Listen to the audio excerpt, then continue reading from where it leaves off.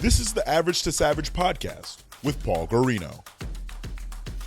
Everyone and anyone, athletes, celebs, and much more. What's up, everybody? I'm back for another episode of the Average Savage podcast. Our special guest today is Walter Kinzie. He's the CEO and founder of Encore Live. Walter, how's it going? It's great. It's good to be here with you today. Yeah, appreciate you coming on. Let's just jump right into it. So how did you end up starting Encore Live? It's a crazy story. I told my dad after going to my first concert when I was 7 years old that this is what I was going to do for a living. I wanted to be behind the scenes. I wanted to do something that bring big crowds together. It was kind of a sad story at first. A friend of mine got really sick when I was 18. I also was sick and in the hospital. And we were both poor as can be.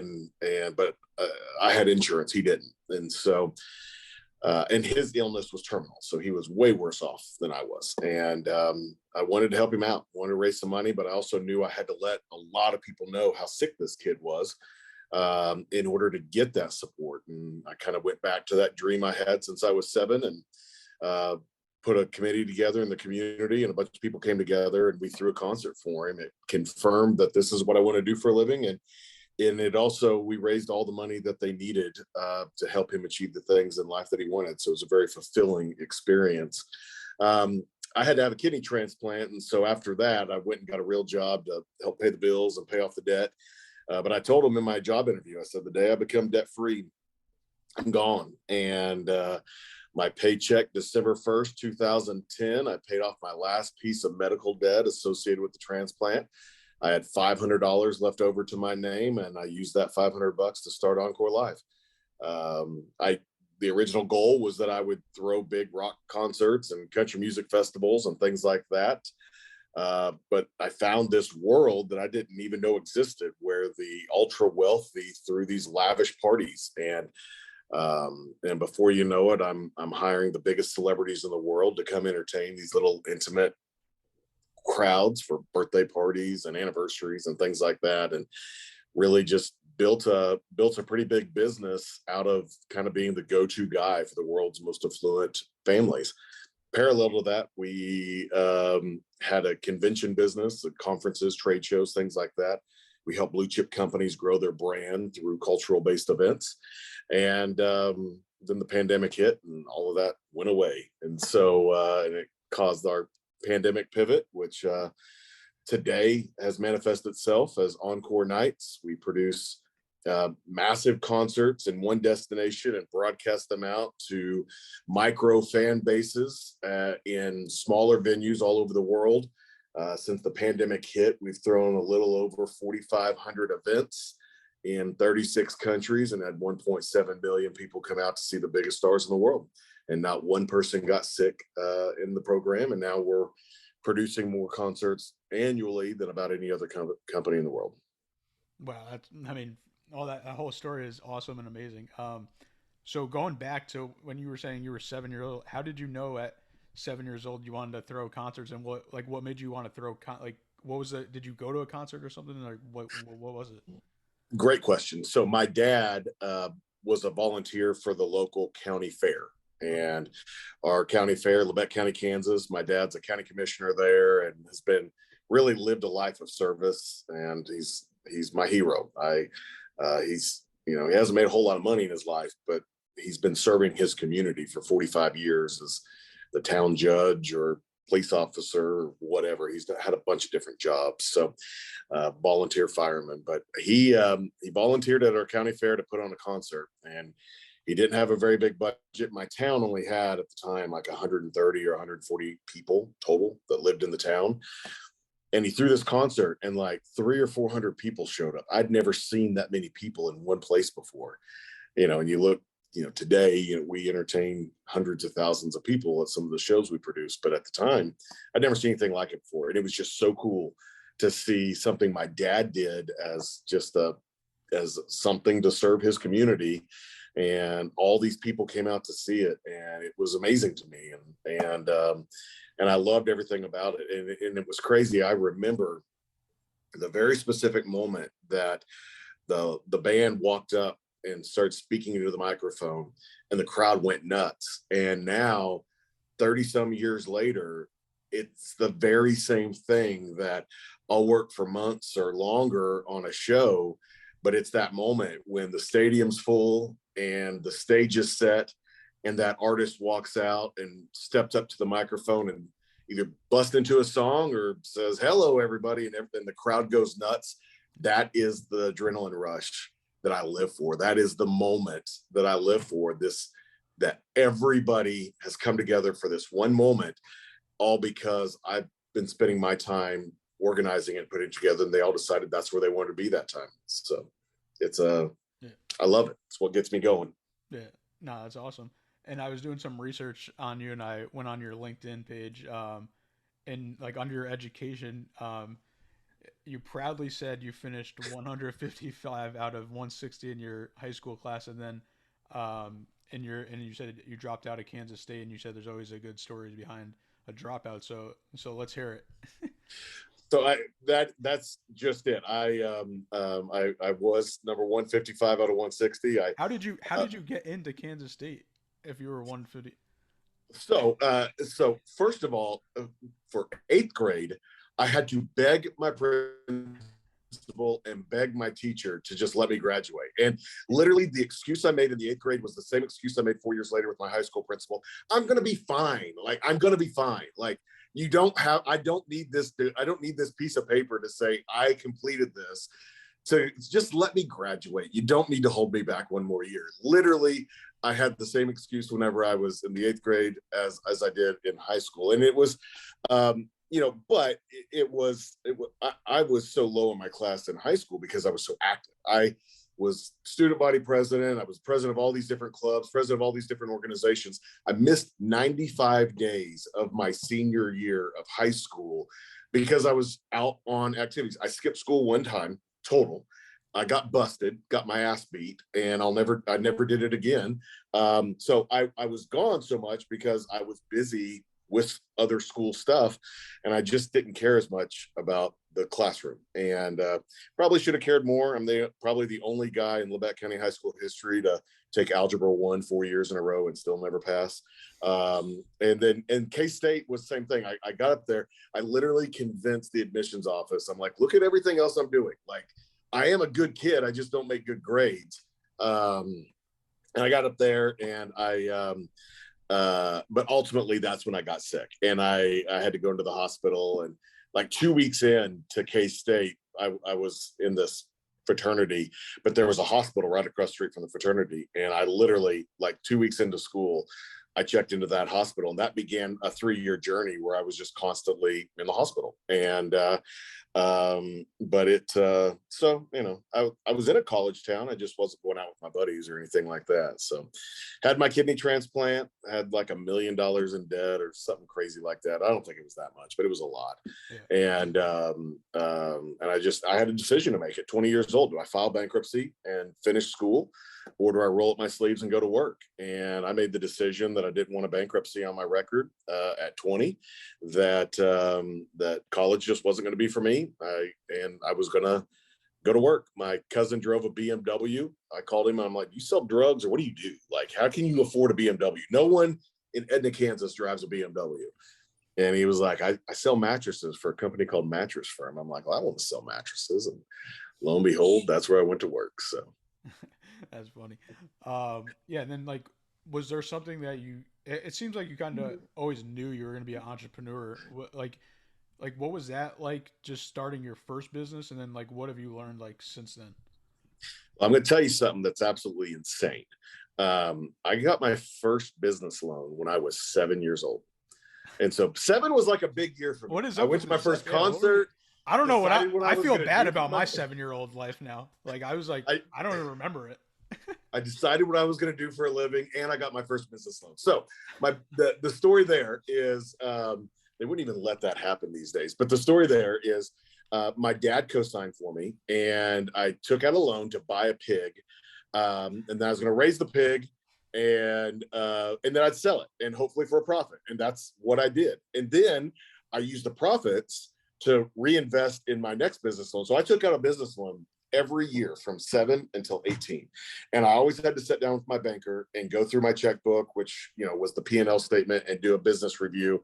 And it was the greatest experience of my life. And it actually breaks my heart that it would never be allowed to happen today. But literally, I sat down quarterly with my dad and my banker, and I went over, this is how much I spent in vet bills, and this is how much I spent at the feed store, feeding my animal and raising it. By the time I was a senior in high school, I had a cattle ranch.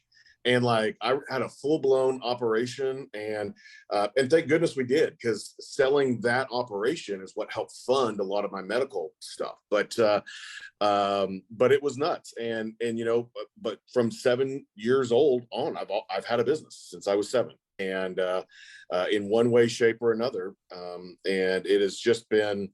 It's been what it is. And you look at it today, I've got 4 different companies, and I've got 2 different business plans drawn up on my next 2 endeavors one day soon. So right now, everything I'm doing is in entertainment. But in the near future, all of my businesses will be somewhat hospitality and entertainment focused. And so my wife and I are going to open up a fast food restaurant, a new, hopefully, chain that takes off that we're pretty excited about. And then we also have an Airbnb business that's doing really well. So anyway, that's so just, I've always had that. My dad was an entrepreneur. His dad was an entrepreneur. I'm named after my great grandfather, who literally, when the ambulance came to pick him up to take him to the hospital, he knew it was the end of his road. And instead of just going directly to the hospital, he paid the ambulance driver to drive him through his business, and so he could see it one last time before he went to the hospital. And it's just, it's a part of my family. It's part of our DNA, and it's who we are. That's once again, that's crazy and awesome story. And that's crazy because I interview a lot of athletes, and it's crazy that you say 7, because usually around I'd say 7 to, I don't know, maybe 13, they usually figure out that they're really good at that sport, that they're, Yeah. So that's a crazy thing to me, just that you were saying. So it all adds up. I feel like, well, even as my daughter's a 7-year-old, and I firmly believe she needs to be a kid. My oldest daughter, I have a 2-year-old and a 7-year-old. My oldest daughter, she needs to be a kid, and we work really hard to keep her kind of anchored as a kid. But she sees what I do. She sees the things I'm doing, and she can't help but talk about what she wants to be when she grows up. And I love that spirit that a child has in that. And so we spend a lot of time talking about being a leader. Girls, you see all those memes and different things about, oh, that girl's bossy, or that girl's, whatever. I always try to translate it for my daughters that, no, you're just being a leader. And it's funny because she wins all these crazy awards at school, and her academics are fine because she's got a smart mom. But a lot of the reason why she wins these things is because they always specifically call out that she's the leader of the class. And I just love that. And so I just, I don't want it to happen too quick. I want both my girls to be kids and enjoy life. But it's so crazy because I've been telling this story about my 7-year-old life for a decade now. And now I have a 7-year-old, and it's holy crap. Now I'm watching it happen to her. And so I'm trying to slow it down as much as I can, but I'm convinced both of my girls will be entrepreneurs as well. Yeah, for sure. Now going back to Encore Live, how do these concerts get set up? What's the process? Yeah. So Encore Live, the best way to describe that company is that company is a B2B company. Companies hire us to come in and put on events on their behalf. Encore Nights is our B2C company. That's the one where I'm going out and negotiating with the artists. And then we have a distribution pipeline of over 2,000 venues around the world. And so we're working with the biggest entertainers in the world. So right now we're working on our 2022 lineup. Can't give any spoiler alerts, but it's going to be a massive year. We're coming out of the gate really strong in early May with our first show, and it's going to be big time. So we are, so we're anxious about that, but so we're brokering deals with artists now. The artists are going to get to film these shows wherever they want in the world.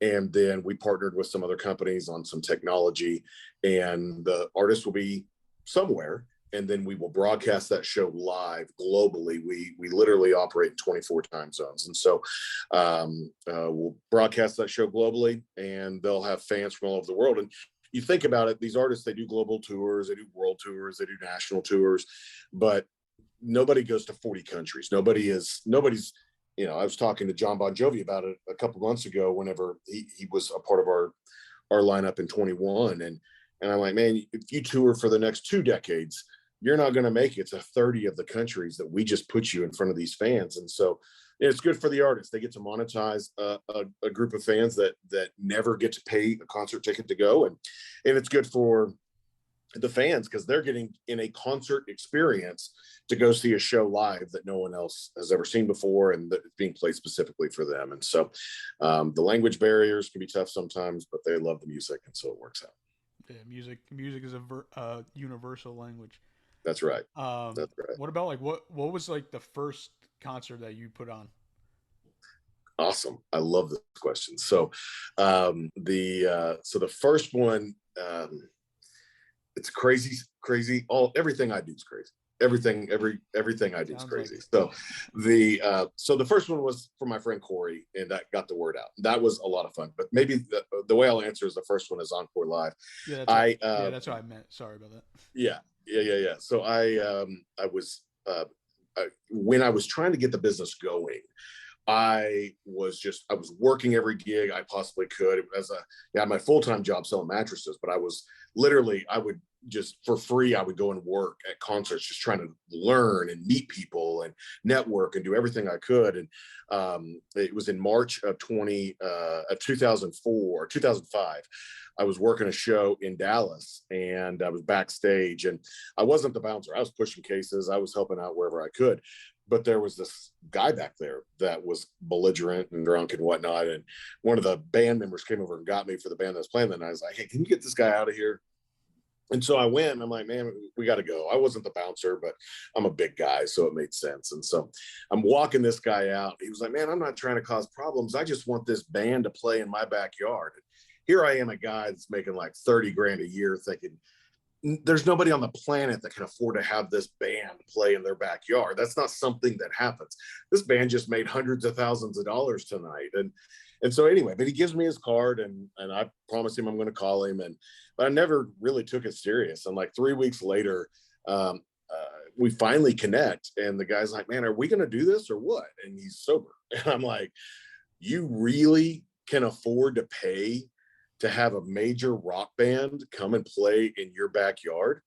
And to call his bluff, I was like, I'm going to need the money up front. I'm going to need it in cash, thinking, you know, when the time comes, there's just no way he's going to deliver. And he's like, well, you want to come over tonight? And I'm like, yeah. And he was like, okay, I'll have the money for you. And I get there, and he tosses me a manila envelope with $200,000 in it. And I'm like, what am I going to do? And I left that night. I drove to Walmart. Mind you, I'm in a car that I have to crawl in and out of the back window to be able to get in. The doors don't even open. Like, I am so broke. And I've got this manila envelope with $200,000 in it. I go to Walmart. I buy the biggest safe I can physically carry out of there. Not because I was worried about carrying it out of there, but I lived on a 3-story apartment. I was going to have to carry this thing up 3 flights of stairs. And I carry it upstairs. I throw every article of clothing on it. I put the money in the safe. And the bank didn't open until 7:30 in the morning on Monday. I never left my apartment. I just stayed there and watched the money. And but ultimately, we threw a private party on a lake out in West Texas. We had 6 or 7 kind of country and rock bands out there. Some of them are still going today. The headliner was Cross Canadian Ragweed, and we had Randy Rogers, Jason Boland, Stoney LaRue, Wade Bowen. We had a bunch of big kind of Texas acts. There was someone at that party that then called me and said, hey, I want you to help me have George Strait in my backyard. And I was like, oh my. And it kind of started. And then from there, like, I just started doing kind of big entertainer after big entertainer. Every time I do one of these shows, there was someone in the crowd that then was like, hey, I want to do this for my friends. And before long, you know, and that's just who these people hung out with. Yeah. And before long, I just kind of become the go-to guy that if you wanted a really crazy party and with big entertainment, you called me. And I also, because I didn't grow up in that lifestyle, I view it as an advantage because I didn't have any preconceived notion about how these parties would go. And so what ended up happening was traditionally these things were pretty stuffy and people wore black tie and it was very formal. And I was like, screw that. We're going to have a party. Like, this is, you will remember you were here for the rest of your life. And I found myself having to talk my clients into not having black tie events. Let's go do something different where people don't have to get dressed up. They can just come and be themselves and have the time of their lives. And we've kind of tried to harness that spirit all along the way. And it's really worked out great for us. And we took that same kind of philosophy as we started doing brand activation events for major companies and corporate conferences and corporate events. And just like, if you're going to hire us, your company better be better off because we were here.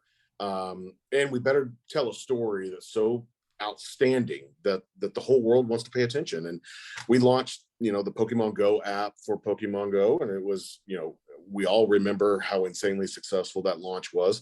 To date, it's still the most successful app launch in the history of the App Store, and I'm proud of that. And we've worked with a bunch of big brands, Facebook and Dr. Pepper and whatnot, and we just help them do kind of impossible things that really help advance their initiatives. So it's been a lot of fun. Yeah, speaking of that, you also worked with UFC in the rematch of Dustin Poirier and Conor McGregor. So how did that come about? We always knew that when we got into this B2C business, that we weren't just going to be in music, that sports were going to be an important part of that. And so there was a Mayweather fight that was coming together, hadn't been announced yet. It ultimately manifested itself as Jake Paul and Floyd Mayweather last summer. But in the process of trying to pull that together, we got introduced to the folks at UFC, and Conor was going to be fighting out of Dubai in January. They'd already signed deals with Amazon and ESPN Plus. Our platform's different. We don't broadcast to the home. You can't get our content on your device or anything. You've got to go.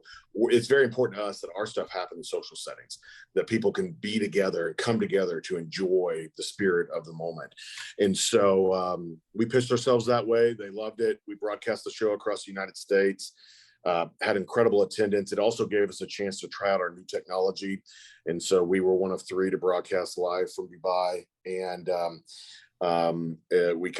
we woke up on Monday morning after the fight with a couple pissed off major brands because our fans found out 4 minutes and 33 seconds quicker because we didn't have any glitches with our technology. And so a lot of the other 2 companies' fans were finding out from ours on Twitter who won the fight. The fight didn't last very long. So that's the way it all kind of worked out. But it was a great experience. The technology was flawless. We had from Nova Scotia to Anchorage, Alaska, and all throughout the United States, we had tons of fans coming out. It was really fun. I went and watched the show at a venue in Texas, and it's a cold kind of January night. There's everybody, they've got their grills out, they're tailgating, and really they had never been able to experience a UFC fight like that before. And so the reviews were insane, and so we're looking for additional ways as we go into 22 to partner with groups like UFC, Mayweather or somebody like that. We're going to throw down a great big fight next summer. We'd want to snatch that up. We're also really inspired by, what like Michael and Paul Rabel are doing with lacrosse. We think, that's such a rabid fan base, and we have a lot of distribution in New England and throughout the East Coast. And so I think there's going to be some opportunities to just, work with these kind of specialty groups that are doing really fascinating stuff and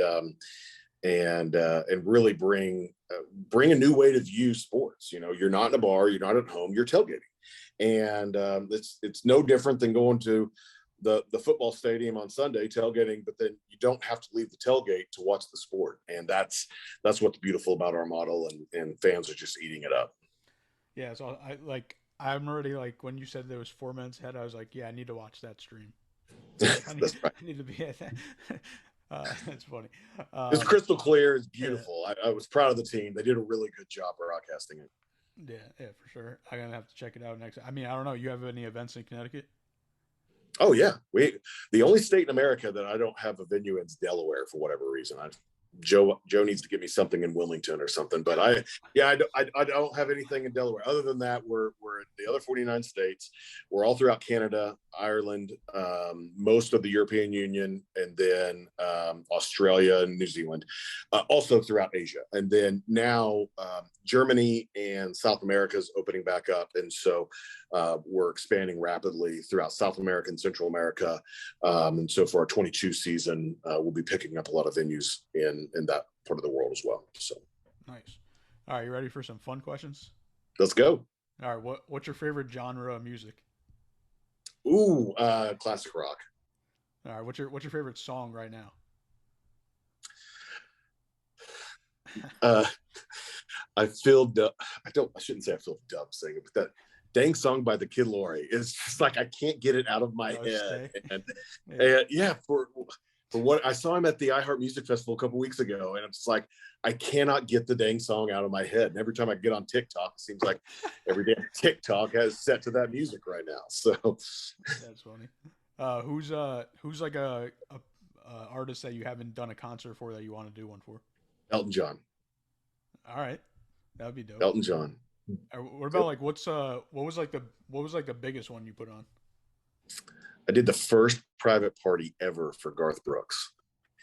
And as part of the deal, I made him bring his tour rig. And it's what's fascinating is it actually struck up this crazy friendship between the two of us. And he's one of the most, he's a very important part of my life now. And, we're in a field in the middle of nowhere, and I've got this massive stadium rig, and nobody knows who's playing that night. It's a secret. And then all of a sudden, my customer announces, "Ladies and gentlemen, please welcome Garth Brooks." And he shoots up out of the stage, just like he's in the middle of a stadium. And there's like 400 people in the crowd. It was the most incredible moment in my life. That's crazy. Yeah, you have some crazy story. That's all. I'm like, I feel like I need to like be a fly on your shoulder and just like see what's going on. Come on, buddy. You'll have some stories to tell. I promise you that. Right, I also put together, I'll tell you this, maybe the craziest thing I've ever done is I made a band one time, and I put, but everybody in the band was in the Rock and Roll Hall of Fame. And so I put Mick Fleetwood on drums. Christine McVie from Fleetwood Mac was on keys. I had Steve Miller from the Steve Miller Band on lead vocals, and I had Billy Gibbons from ZZ Top on lead guitar.